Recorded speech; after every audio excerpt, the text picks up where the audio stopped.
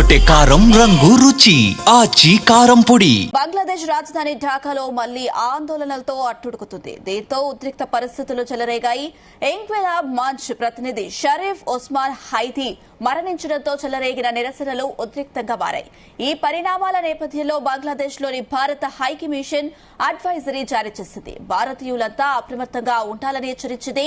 ప్రస్తుతం బంగ్లాదేశ్ లో నెలకొన్న పరిస్థితుల దృష్ట్యా ఇక్కడ నివసిస్తున్న భారతీయులు, భారత విద్యార్థులు అనవసర ప్రయాణాలు చేయవద్దని, అత్యవసరమైతే తప్ప బయటకు రావద్దని సూచించింది. సాయం కోసం హైకమిషన్ కార్యాలయంను సంప్రదించాలని అడ్వైజరీలో వెల్లడించారు.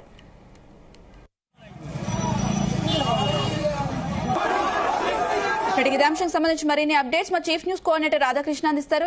Radhakrishna. Good morning Anusha.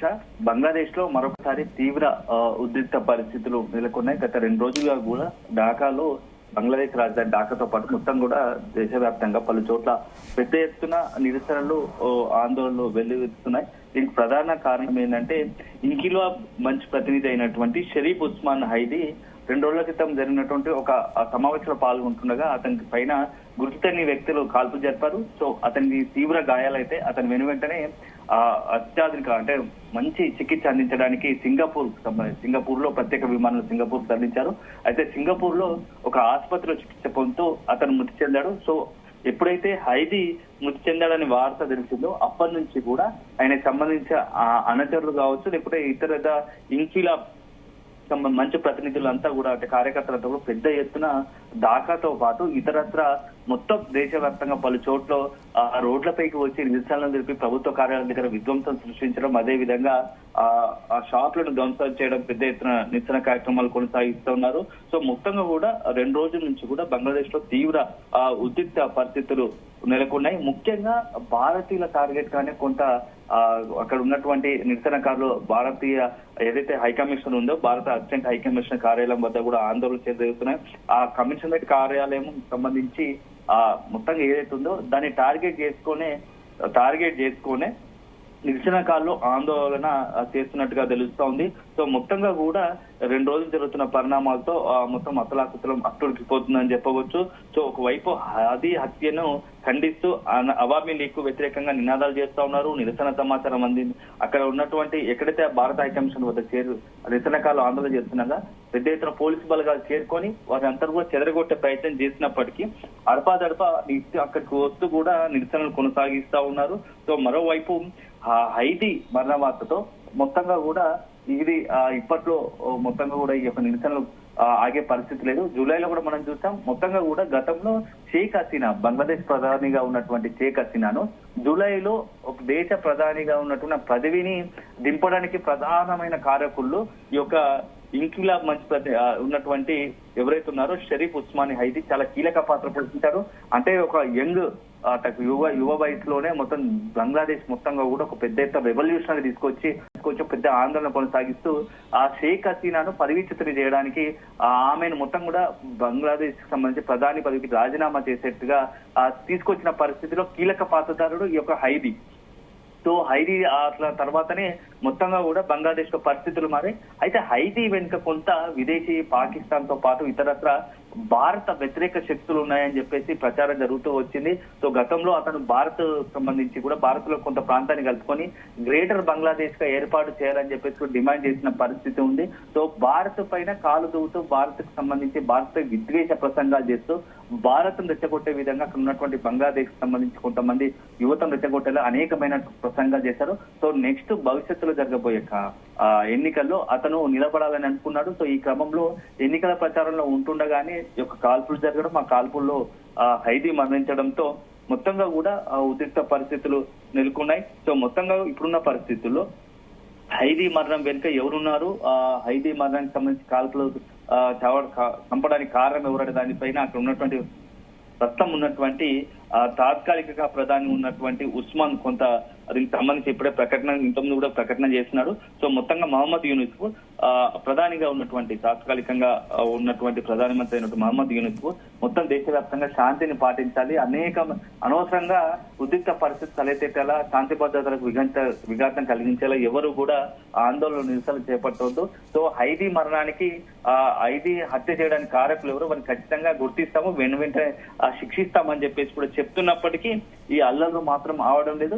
So హైదీ మరణంతో మాత్రం కొంత బంగ్లాదేశ్ లో మరొకసారి ఏంటంటే అక్కడ ఉన్నటువంటి భారతీయులకు కొంత థ్రెట్ కలిగే అవకాశం ఉంది. హిందువులకు కావచ్చు, బంగ్లాదేశ్ లో ఉన్నటువంటి హిందువులు కావచ్చు, భారతీయుల టార్గెట్ గానే కొన్ని దాడులు కూడా కొనసాగే అవకాశం ఉందని చెప్పేసి కూడా కొంత సమాచారం అవుతుంది. ఎందుకంటే భారత హైకమిషన్ కార్యాలయాన్ని టార్గెట్ చేసుకుని నిన్న నుంచి కూడా నిరసన కార్యక్రమాలు చేపడుతూ ఉన్నారు. అక్కడ హిందువులు కూడా కొంత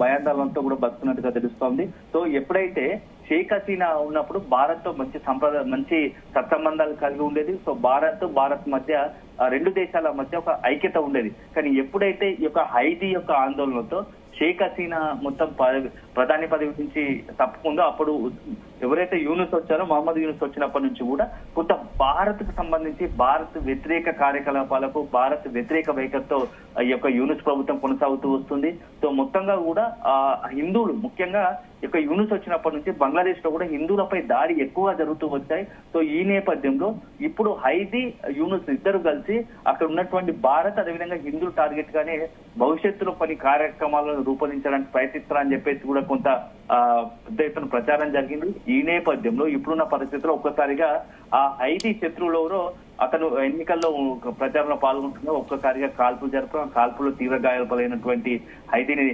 సింగపూర్ తరలించారు. సింగపూర్ లో ఆసుపత్రి చికిత్స పొందడం మృతి చెందాడు. సో మొత్తంగా కూడా యువత పెద్ద ఎత్తున హైదీకి మద్దతుగా దారిలో నిలిచిన కొంతమంది ఈ ఆందోళన నిరసనలు చేపడుతున్నారు. సో త్వరలోనే దీనికి సంబంధించి ప్రభుత్వం కూడా వాటి ఆందోళనను అరికట్టేందుకు అన్ని రకాలుగా చర్యలు తీసుకుంటుందని మనం భావించాల్సి ఉంటుంది. Anusha. Right Radhakrishna, thank you.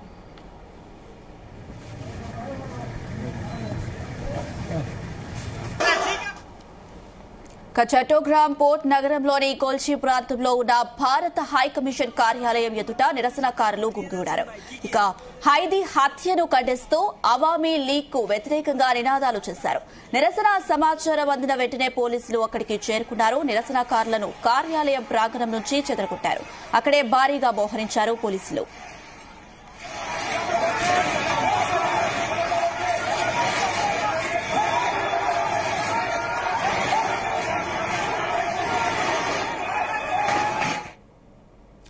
హైదీ మరణ వార్త తెలియగానే కోపంతో ఉన్న ప్రజలు నిరసనలు చేపట్టారు. నినాదాలు చేస్తూ ప్లకార్డులు పట్టుకుని నిరసనకారులు హైదీ భద్రతలో అధికారుల వైఫల్యమే కారణమని ఆరోపించారు.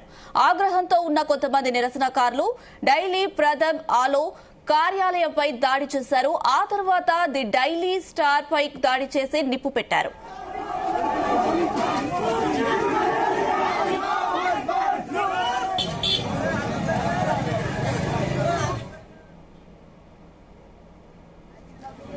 ఈ కార్యాలయంలో పలువురు చిక్కుకున్నారు. సమాచారం అందుకున్న అగ్నిమాపక సిబ్బంది ఘటనా స్థలికి చేరి నిరసనకారులను అడ్డుకున్నారు. ఇక భవనంలో చిక్కుకున్న వారిని తెల్లవారుజామున 4 గంటల సమయంలో కార్యాలయం నుంచి సురక్షితంగా బయటకు తీసుకొచ్చినట్లు స్థానిక వార్తాపత్రిక పేర్కొంది.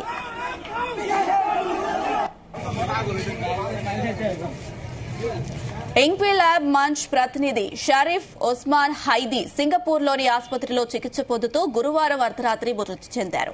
ఇక గత శుక్రవారం ఎన్నికల ప్రచారంలో పాల్గొన్న ఆయనపై గుర్తు తెలియని వ్యక్తులు కాల్పులకు జరిపారు. ఇక తీవ్రంగా గాయపడిన హైదీని మెరుగైన చికిత్స కోసం సింగపూర్ కు తరలించారు.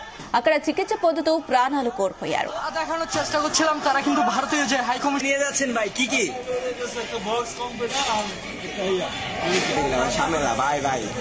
ఈ మరణ వార్త విన్న అనంతరం ఢాకాలో పెద్ద ఎత్తున నిరసనలు వెల్లువెత్తాయి. హైదీ ఇటీవల భారతదేశ మ్యాప్ పై చేసిన వ్యాఖ్యలు వివాదాస్పదమయ్యాయి. ఈ క్రమంలో ఆయన మృతిలో బంగ్లాదేశ్ లో గురువారం అర్ధరాత్రి నుంచి భారత వ్యతిరేకత ఆందోళన మొదలయ్యాయి.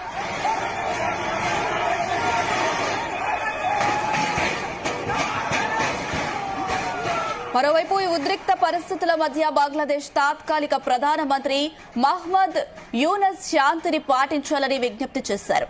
జాతీయ సంతాప దినంగా ప్రకటించి దేశవ్యాప్తంగా మసీదుల్లో ప్రత్యేక ప్రార్థనలు నిర్వహిస్తామని తెలిపారు.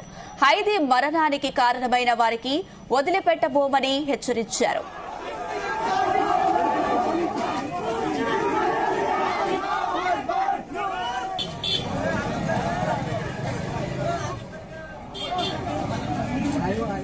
గుమగుమల వంటలే వంటలే తెరకొట్టే కారం రంగు రుచి ఆచి కారం పొడి.